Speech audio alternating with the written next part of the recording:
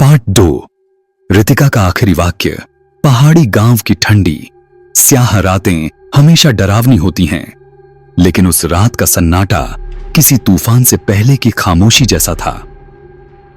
रितिका के घर से आई वो खौफनाक आवाजें घर अब मेरा है गांव वालों के कानों में हथौड़े की तरह गूंज रही थी। रितिका के मंगेतर अनिकेत सबसे पहले घर में दाखिल हुआ।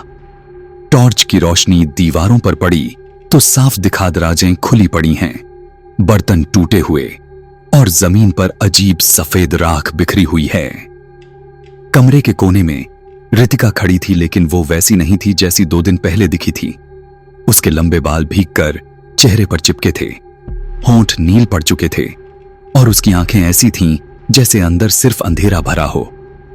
अनिकेत ने कांपते हुए कहा, रितिका, ये तुम क्या कह रही हो?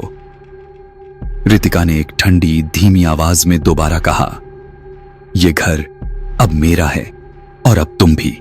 अचानक पीछे से दरवाजा धड़ाम से बंद हो गया। टॉर्च गिरकर बुझ गई और कमरे में सिर्फ अंधेरा और रितिका की हंसी गूंजने लगी। वो हंसी इंसानी नहीं थी, कानों में गूंजने वाली, जैसे किसी गुफा में चट्टानों से टकराती हवा की चीख।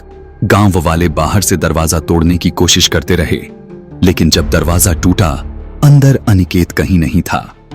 सिर्फ फर्श पर ताजा खून का एक बड़ा दाग था और दीवार पर कोयले से लिखा था, अब ये घर हमारा है।